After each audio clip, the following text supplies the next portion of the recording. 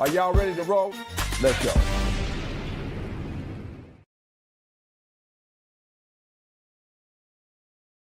When he pulled me over, he walked up, opened my door because my window don't work, right? Okay.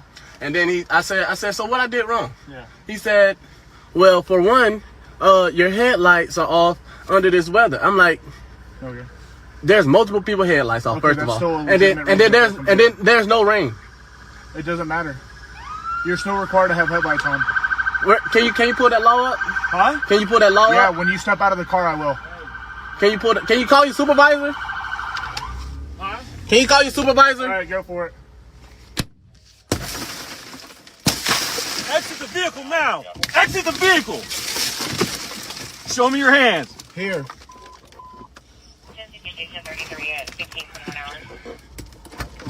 I'm here. What is your reason, sir? Step out. What is your reason? Step out now. All right. Get on the ground. No, don't. Get on the ground.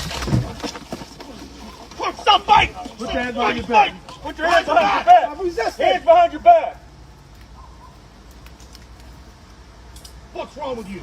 I was putting my hands behind my back. Ain't no talking now, man. Ain't no talking. I'm fucking stupid shit, bro. I was fooling, bro. What's going on, man? You're under arrest. That's what's going on. No, bro. Yes, bro. You Yes. have a lawful reason, bro. Big knife center in here, too. You gonna throw my phone like that, bro? Yeah, I'm gonna take it off of you, bro. Yeah. And I'm just trying to have a regular conversation with y'all, bro. That's not how it works. Too late. It ain't gonna too late. When they asked you to step out of the vehicle, you should have done that shit. Sir, your partner didn't even ask. Marijuana in his right pocket. Yes, it is. So why close the door if you see him pull up? Because, man, what you mean? He talking about arresting me and stuff, bro. I didn't do nothing. It's called resisting, idiot. I didn't do nothing wrong, sir. We've kind of dumped on Chris Rock because he does bring up a lot of interesting issues, even if we disagree with the good brother. And he's trying to be political. So, of course, we're going to have disagreements with him. But he is very thoughtful at times. Let's run. Yeah, Ebony, I don't know. I can't. I find that very self-hating. I find that very anti-black. I don't find. And it's clever. And I understand why people laugh at it. And I might have laughed at that when that aired first. I think that was 20 years ago. But like a deeper understanding of black people, I'm like, no, I can't split black people up like that. I don't think that's fair. It's a no for me, dog. Gerald? I think that our dear brother Chris was in another time, another generation where there were gatekeepers that forced him to use that type of vernacular. It is hilarious and humorous, but it's not an accurate portrayal of what's happening in our communities. And so I think that as we move forward and now we are UNC, we need to make sure that we don't give space to things like that. Doc, the narrative's been that the media perpetuated and normalized for decades that the black community was only hood culture, but then we sometimes do things to fulfill that picture. Some of our media, as we've said, over focuses on hood culture. I actually want to do one more Chris Rock bite, even though Ebony's going to strangle me after the show for doing this. I'm so sorry, but take another sip of Remy Martin. We're going to watch this and get Dr. Doc, the joke is about being afraid of black people. I'm not afraid of black people. Even at night at the ATM, I see another black person. My thought is not, oh, I'm afraid they might rob me. I'm like, that's my brother or that's my sister. I'm not afraid of black people on the street. And that is some anti-black shit to joke about. I think that you live in a bubble called fairy tale sometimes. I live in a city called Los Angeles, where the crime rate is high, the black on black crime rate is high, that I went to dinner about 2 months ago.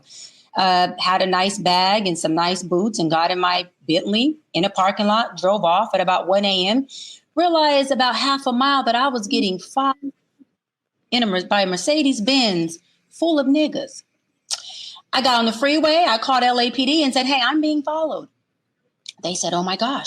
I keep driving. LAPD says, hey, we're going to put our lights on behind you. When we do, just exit the freeway like we're pulling you over. Well, I followed the rules and the protocol. I got off. I parked on the side. LAPD gets out like they're pulling me over. The car full of niggas got off with us. They made a left and parked right there on the side. And the officer said, you were definitely being followed. He took his flashlight, flashed at them, and those niggas got in and went the total opposite way on the freeway from the way that we were going. The officer said, wow, they were bold. They got off the freeway, waited for us to give you a ticket, and was going to resume to follow you home. Now, if you ask me, was I afraid for my life, or was I the hood little girl who said, whoa, I can't believe that this is really the norm of what happens to people who have made it out the hood and now have things like a Bentley, materialistic things to show for the money, the hardworking money they're making. The reality is you get followed home. Now watch this. Had they followed me all the way home, that would have been another black on black crime. Let me go back. Actually, being followed was a black on black crime. So whatever bubble you live in as a black woman, there are certain groups of people, whether they're black or not, but that night happened to be black. Toure, do not cut me off right now. Who we do have the right to make sure that we are more aware of our surroundings, to make sure that we are not trying to be so egocentric to say, I ain't afraid of nothing. I'm not afraid of my own people, because that's anti-blackness. No, that's called anti-fairy tale. And the reality is there's a big issue with black on black crime that's even a bigger issue than crime at the hands of police brutality. And here in LA, hold on, 3 days ago, we had 2 beautiful young ladies shot up in their car in the inner city at the hands of another black person, at the hands of another black woman. So when you say, oh, I'm not afraid of my black people, no, there's a reality, Toure, of criminals who happen to make sure that they are black, who do prey on other black people who may look like me and may not look like me. And we cannot sit up here on our media and make it seem like we do not have to be observant of our environment as black people just because somebody else happens to be black. That is not true. Ebony, you know, when I moved through New York City, you know who I'm afraid of? NYPD. That is the people who I understand are most likely to end my life or to damage my body or to ruin my day. NYPD. If I was in LA, it would be LAPD. They are the true people that you should be afraid of in your city. I am actually, in fact, the crime rate in New York and LA and most American big cities is way down versus 10, 20, 30, 40 years ago. We are actually doing extremely well policing crime in big cities in this country. Obviously, we can all name some examples of crime. Crime will never be zero, not in a big city. But like, Ebony, I fear NYPD. That's how I move around. You fear NYPD, but you just said we're doing an extremely great job of policing crime. Toure, contradictive, but go ahead, Ebony. But you're afraid of the folks you just said are doing a great job of policing crime. Yeah, I don't understand why you can't understand the difference there. Because the crime they're policing oftentimes does look like us, and you can live in your bubble. But in order for us to really bring awareness to our community, we have to call things out when we're talking about real situations and issues. Why do we need Candace Owens when we have you? We are not the leaders of crime. Like, what are you talking about? Crime statistics are manipulated by the police to make us look bad. Like, what are you talking about? Toure, I just gave you a real life situation that happened to me. And that's not somebody who manipulated that story. That happens. Let me jump in here. Crime is at an all-time low, especially in major cities. 60% of violent crime is committed by the majority community. So black on black crime is not a thing.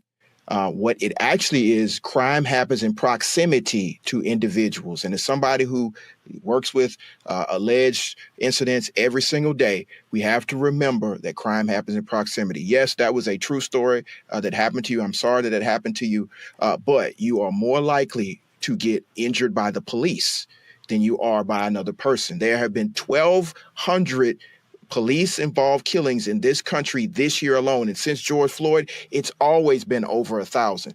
There are 14,000 homicides as reported by the FBI in 2019. They still haven't released the 2022 statistics. You have to remember 14,000 homicides in a country of 333 million people. So the media does do a great job of perception of black on black crime, but it's not a thing. We have to remember that, yes, there is crime and it happens in proximity to individuals. So we just have to lead with that. The most important thing is the conditions that give rise to crime are not being addressed by our government. And that's why you have some perception that there may be more crime in certain areas than others. But the police do not stop crime.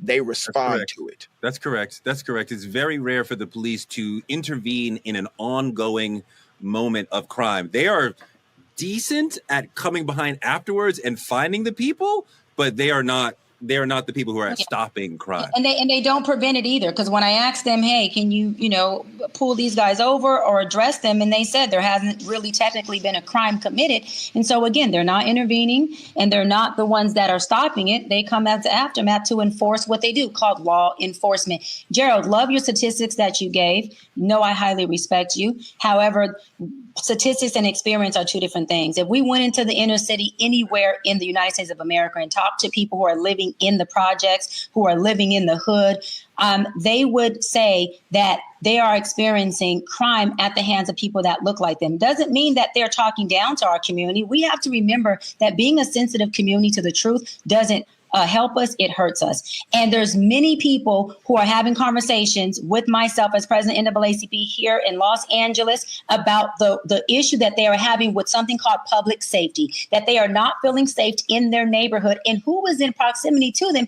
happen to be Black and brown people. And so they are feeling like the crime for them is coming at the hands of their neighbors in their community that happen to look like us, which are Black. And so when I'm looking at statistics, I'm also listening to experiences, because my role as a leader is to make sure that I'm helping real people with real situations and not statistics that we don't understand where or how they could have been manipulated or created, which is what our brothers have already said earlier on. I just don't understand how Gerald can clearly explain the situation that you just don't understand what he said whatsoever. The people he said crime is generally committed as a proximity thing. You commit crime in your neighborhood generally. Most people do not leave their neighborhood to commit crime. So yes, if you live in a segregated community, if you live in a segregated Black neighborhood, yes, but like that does not mean that Black people should be fearing Black people. Black on Black crime is not a thing. It does not exist. First of all, Black crime. Toure and Gerald, listen. Black on Black crime does exist. If somebody robs another Black person, that is called Black on Black crime.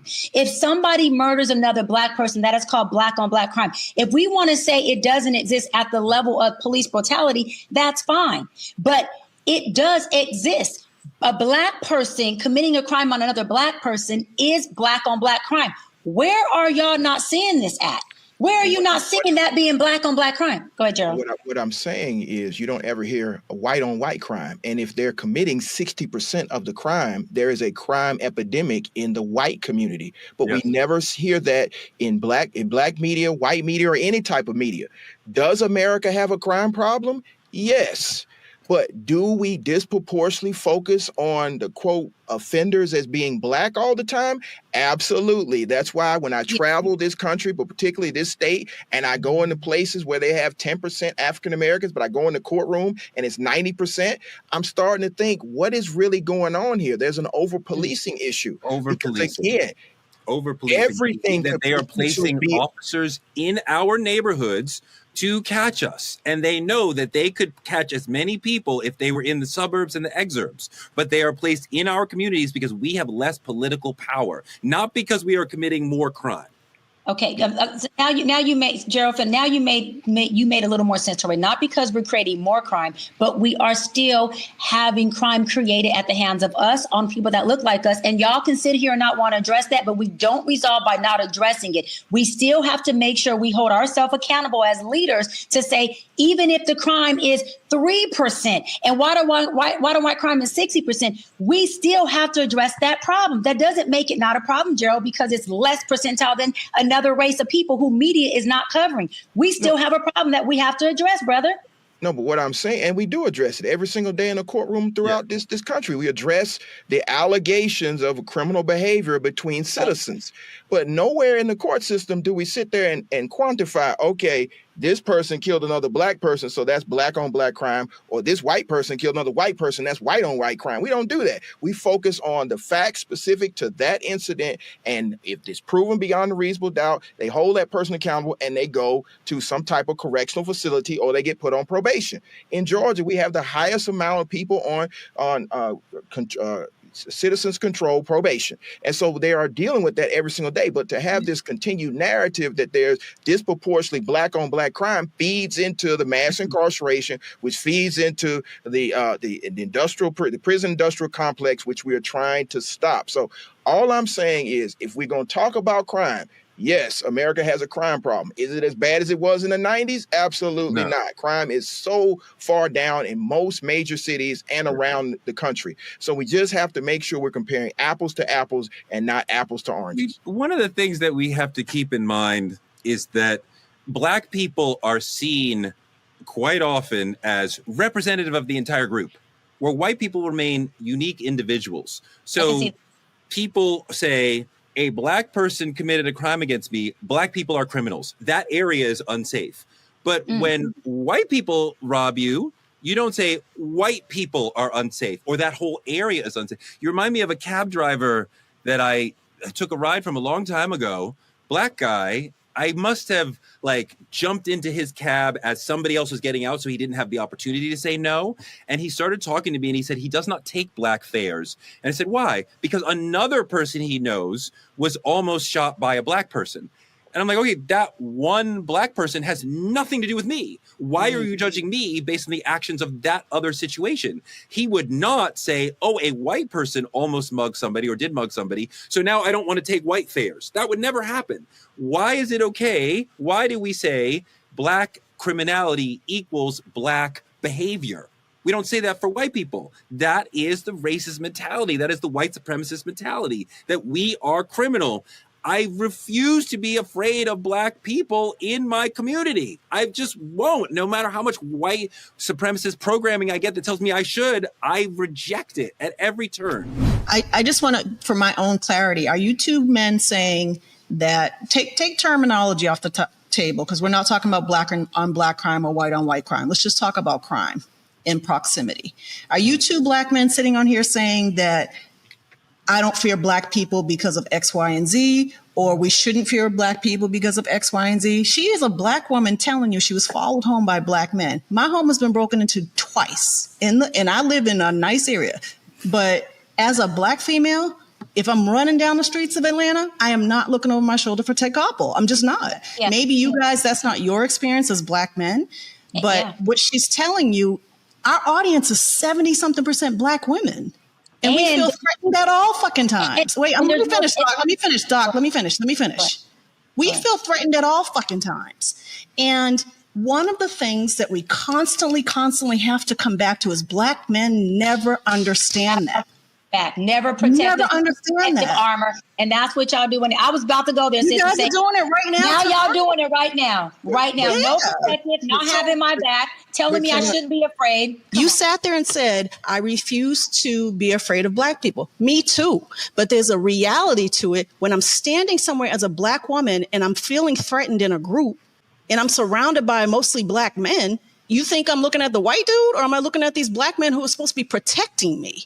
I'm definitely afraid. And I'm not afraid because they're black. I'm afraid because there's a danger element. And so it's really weird for me to hear you guys say in one breath, I don't want to be afraid of black people. Gerald, you sit in the courtroom all day with a bunch of people that actually are criminals. No, I don't. And that's why I'm going to push back on that. Okay. And that's what I don't think you guys understand. This system is set up to incarcerate black men. And wait, let me go off camera so you guys can have the conversation together, because I want to go off camera. I just want to stir it up a little bit, because I'm like, our audience is mainly women, and they're going to be listening to this like, and the people that are sending black men to prison in Atlanta are women, black women. But I don't want to have this conversation because it's going to become more of the manosphere versus black women, because again, there's a conversation that's a gender war. It's a gender war. No, we can talk about it though. It'll come out like a gender war. It is a gender war. Yeah. And what's happening is you're failing to recognize that simply because you are afraid of one or two black men, that fear is being weaponized against all. Can we go on camera? No, it's not. No, but that's where, let me finish, Doc. That is where you're wrong. I will stake my life and run oiled up naked through a crowd of black men because that's how much I trust black men. I don't fear black men. I don't fear my people, but there are certain scenarios where you could. I was just on a cruise ship 2 weeks ago, and they was acting a damn fool, and I feared for my safety as a black woman. These young dudes, they were like 21, 22. These young dudes could have cared less that I was a woman in just my bathing suit walking on this cruise ship, just trying to have a good time like them. They were pushing a chair into me. Respected that, but like when we step back and look at this from a 10,000-foot view, we're saying they both. That's why I'm trying to tell you, you're saying the same thing. There is the 10,000 square foot view. We all agree on that. Nobody on this call agrees that there's like that black on black crime's not made up. What she's saying to you, and she said it twice now, and what I've said to you guys is a step further than that. There is very palpable, real danger for women. And so you just have to give her space to be able to say that and not tell her that it's in her head or that it's a statistic. It's not. And locking them up is not going to solve the issue. It's going to create more problems. It's going to create more criminals. It's going to create more fear. And what I'm simply saying is no black person has ever threatened my life.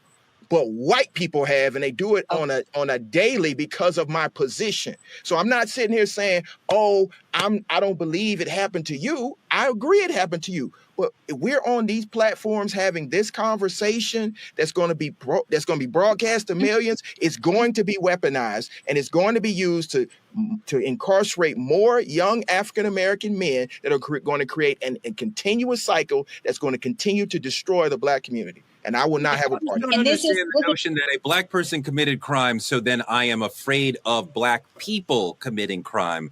That's not what I said. Toure, you said you're not afraid of black people. I said you can have that, own that. No one's taking your agency. We're not arguing that down. Stop trying to argue something that I said is yours. You own it. What I'm saying is y'all can talk about stats all you want, which is also systemically white created and manipulated. Stand on that. I'm talking about real life experiences that doesn't say I am in fear of all black people, that talk about the real lack of public safety in inner cities and certain hoods where we do need a police presence that may be called over policing, because in certain areas in certain areas there are crimes that do need police there and police presence to make a difference. Yes. Now, again, I come from the inner city. I grew up in the hood. I now live in the hills. The difference between me walking from where I am now in the hills to the gas station or to Starbucks is a very, very different public safety experience than when I was even a teenager walking in the hood from just my house to the corner liquor store to get some gum or to get some candy. Even the things I was exposed to as a young girl is very different. Y'all can live in your lens so that you can satisfy a certain group or community of black people who are sensitive to what you're saying. I'm a woman who has never been afraid to speak my truth and ruffle feathers. I don't care about rocking the boat. There is a issue with black on black crime. It may not be the only crime. I agree with that. I do agree that they do push the narrative to shine a light on that particular issue in our community to make us fit into a narrative that we don't always fit into. But it doesn't mean that we still don't need to address the fact that when a black person is in the inner city, when a black woman is at a gas station or doing something that we don't experience, alongside black men, don't experience crime at the hands of another black person. It doesn't have to be a black man. It could be a black woman on black woman. What I'm saying is it exists. And until we as black people start to do things differently and stop being such a fucking overly sensitive race of people, we're not going to see changes while we babysit and coddle bad behavior because we want to use statistics and numbers so black people don't feel ruffled. Sorry, we got a lot of marginalized issues that we have to address. And as Gerald and I being leaders of the biggest civil rights organization, we have to talk to that more, Gerald. Love you and respect you, brother. But we got to keep it real with our people so people like myself who have had this issue and this experience feel supported by black people, not just by black men. And I don't feel like I have to argue my point of something that happened to me at the hands of black people for y'all to say, no, sis. Maybe it doesn't happen every day, but black on black crime is a real thing. It may not happen all day, but it happens, and it doesn't make it right. And I guess my response would be, as somebody who sits in courtrooms every single day, I see all crime, and all crime should be addressed. But I would not allow the weaponization of the black on black crime narrative to destroy our community. I understand that a majority of this audience is black female, but I would also understand the majority of the prison system is black men, many of which who've been unjustly targeted, many of which have been disproportionately incarcerated, and we have to deal with a carceral state. Being in fear of a black person is something that we have to address. I agree with you. And as a leader in Atlanta, a leader in the state of Georgia, we would deal with it every single day. But I've been in the prison system here in Georgia. I've been in the jails in Macon and Fulton County. I've seen the dilapidated conditions. And if you think calling the police and incarcerating somebody is going to make it safer for you, you're sorely mistaken, because when they get out after they have dealt with the stabbings, the beatings, the killings, the malnutrition, the lack of any appropriate health care, you're in a more dangerous state. So we got to figure out a way to address this. The answer is not more mass incarceration. I'm sure a majority of our audience would say that, because again, when they call me about their son who's been pulled over by the police and evidence has been planted on him, or he's been accused of something he didn't do simply because of the color of his skin, we're going to have an even bigger issue. So this is a multifaceted issue. I think we have to have a solution, but the solution is not more mass incarceration, not more mass policing. I appreciate that you got out of that situation with the police. It would take an extraordinary situation for me to call the police, because I feel anytime the police shows up, it's 50-50, I might get arrested or shot, even if I'm the one who called them. So I don't see them as a source of peace or protection at all, right? So I mean, like, that to me, the people who choose that profession, those are the people that I need to be afraid of. Those are the people who are much more dangerous to me than anybody else. Black, brown, if they're blue, I am afraid of them. I don't even want to talk to any of them. My God. And so Toure, ask you this, Toure. So what you're doing is, you're on this platform, a True Talks, Black voice, Black media, and you're telling our people in the community, don't call the police when you are at the hands of being victimized, because the police is going to come and not solve the problem. So sit there and allow yourself to be victimized, or just go ahead and try to protect yourself. And hopefully you'll make it out well, or hopefully the other people will be at the hands of you having to victimize them. That sounds like absolutely absurd advice. You're telling them do not call the police. You're saying you're saying don't call the police, because when the police come, they're not going to help you. My question to you is, right, as a uncle who's been a sheriff for 30 years, retired, a brother who's 14-year LAPD right now, and a little girl who grew up in the hood, to a father who was actually a street dude. We already know that. Street dude, sold drugs, straight gangster, turned his life around before he passed away, but many years before he passed away. I always grew up, even though I had a father who was a street guy, feeling like the police were someone I called and would protect me. I never had an issue with police officers. When I was at school and even in high school and decided to ditch school, I had an officer pick me up in the car, bring me back and say, Cheyenne, we're bringing you back to school. And those were white officers. I'm president of the biggest advice organization who deals with police brutality all day long. I'm able to separate me not having a bad experience with law enforcement and hear the experiences of the people I'm leading who have, and not project the fact that, well, I never had that experience, and say that doesn't exist because I never had that experience, and say, wait a minute, if y'all believe that police brutality is an issue and that's been your experience, I know how to separate it as a leader and fight for that. What you're saying is your experience is never been afraid of Black people, don't call the police, and because that's your experience, you want to project that on other people who actually have been criminalized at the hands of their own people and may feel safe with calling the police. How do you separate the two, Toure? Where's the emotional intelligence it's really behind? Weird that you're like, a Black person committed a crime, ergo Black people are criminal and you have a right to be afraid of them. I didn't say all of them. I didn't say all of them. I didn't say all of them. A group of them, not all, Toure. Who said all? I never said all. Let me talk. I'm not afraid of you. I'm not afraid of you, Toure. I'm not afraid of you. You're not committing a crime on me. I'm not afraid of you. This is, I mean, I feel like I'm talking to somebody who just cannot comprehend what I'm saying. It's crazy. I mean, like, no, you're talking to a woman that you cannot support as a Black man. You can't even support me as a Black woman in my experience. I am in a system where I cannot trust the police, where I know constantly that they will attack and arrest people like me. I'm not telling others they can't do it. I'm saying that I'm already in a situation where I cannot trust the police. And I am in a situation where I don't assume the criminality of Black people because another Black person somewhere else committed a crime.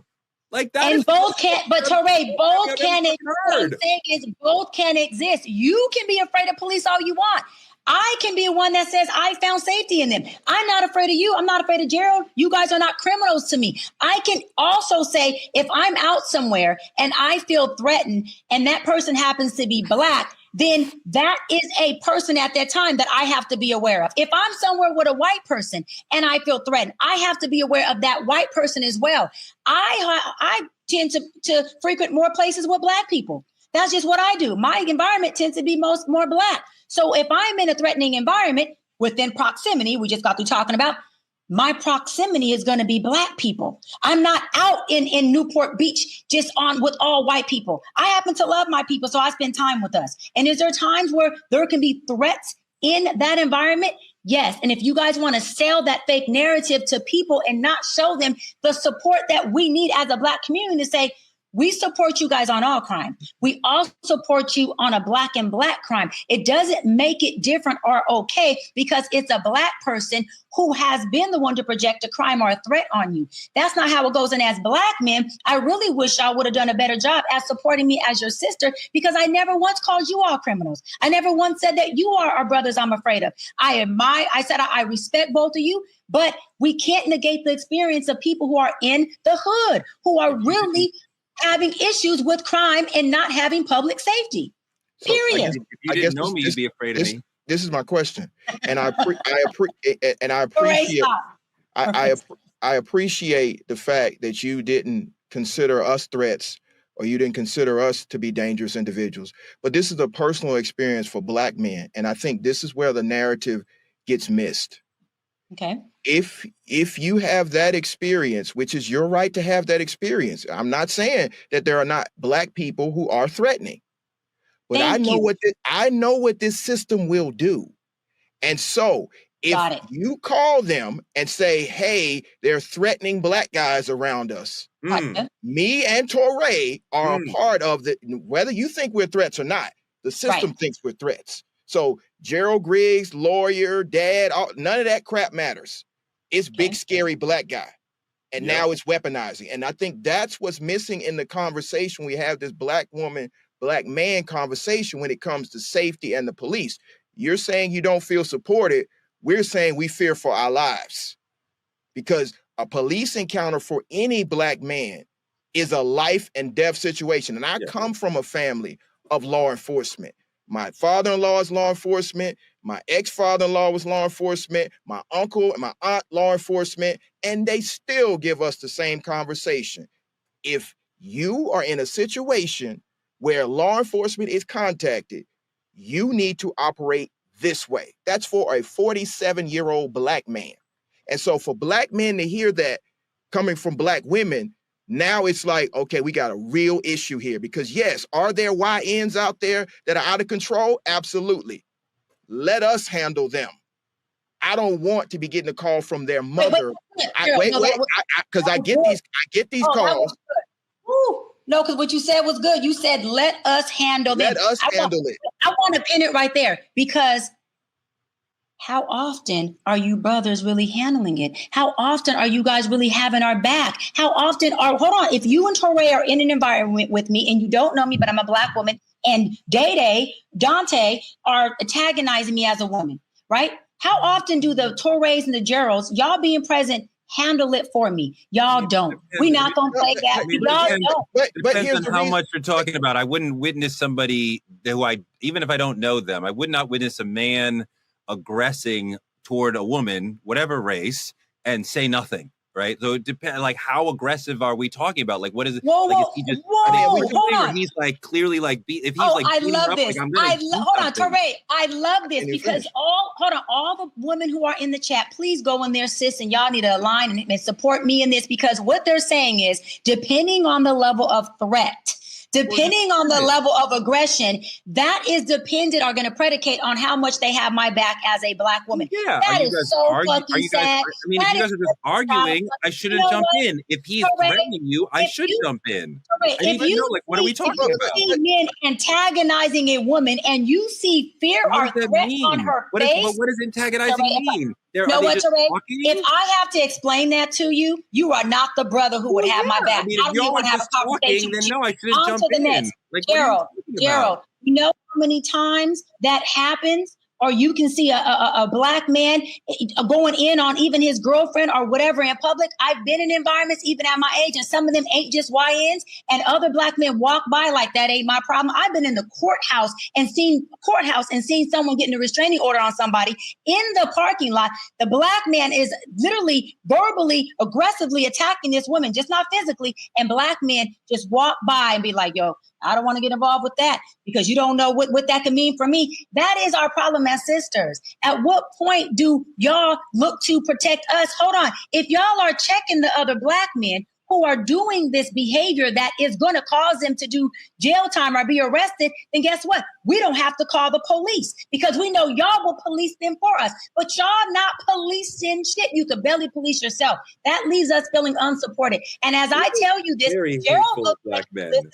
Toure looks like he's in his feminine energy of, oh no, Doc, you look like you're listening, Gerald, because that is a problem of the gender wars. It's at what point can y'all police us for us? When can you police your own men, your own brothers, so that we don't have to do it?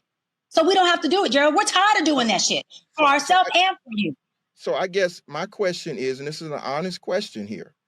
All right, so if it's incumbent upon every black man in the country to address that issue, what happens when one black man does stand up and address the issue and then he gets hate from black women? I'll give you an example. There was a predator running around our community. He'd been running around our community for 25 years. And people were like, hey, somebody needs to do something about this. This guy's attacking black women, particularly young black women. And so me and Toure took it upon ourselves to do something about that. And we got extreme hate from black sisters all over the country because they wanted to hear this man at family unions and all these things. And so I guess as a black man who has stood up on multiple occasions, where's the love for those black men when they do stand up? First of all, let me tell you I'm sorry. And I do apologize and I take accountability for Black women. If you stood up for us as a collective and you had our back and you honored us in those ways and you didn't receive your flowers. And I'm not saying you did it to receive recognition, because me feeling like I know the type of man you are, Joe, you're not doing it to get the acknowledgement, but you're doing it because that's the character of man you are. So again, apologize for that experience. But what I do want to say is when that does happen, at least with me, because Toure's heard me talk about this, I have brothers and cousins, men in my family and my father who are very stand-up men. I can make a phone call in any environment and they'll come either talk it out or I'm gonna go there or air it out. And that's just keeping it real. And I give them their flowers all the time. I praise them.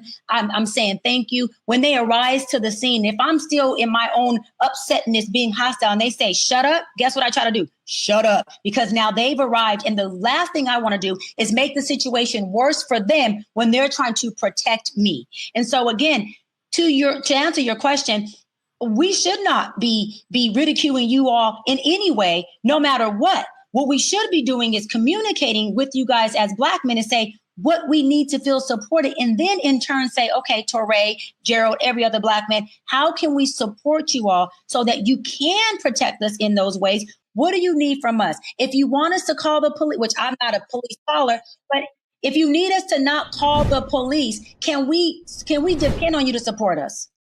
That's all we have for tonight. Thank you for all the super chats you got coming in. Like, comment, and subscribe on our YouTube channel at Truth Talks Live. Don't forget to support Black media at Cash App, Truth Talks Live, or use any of the links on your screen to help support our show so we can continue to argue with Dr. B again. Get your Truth Talks membership today. Click here on the screen and choose from 3 different exciting tiers. Small businesses and influencers can partner with us by visiting truthtalkslive.com. Black media is under attack, y'all. This show is being shadow banned. So help us out. Support us by telling a friend to tell a friend to check out Truth Talks every night, 8 p.m. EST, 8 p.m. PST. We'll be back every night to argue, weeknights at 8 p.m. Exit the vehicle now. Exit the vehicle. Show me your hands. Here.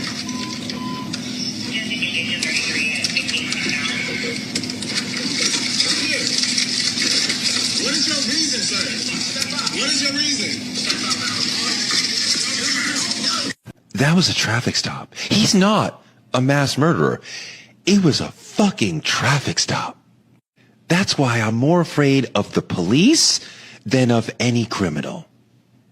The police don't have to de-escalate if they don't fucking want to, and they don't have to show any respect for your humanity if they don't want to. And they know there's no accountability for their actions coming at any fucking time. This video makes me sick to my stomach. It makes me afraid for my life, for my kids' life. It makes me question, what are we doing in this country when we treat young black people like that? Why is that as American and as typical as apple fucking pie?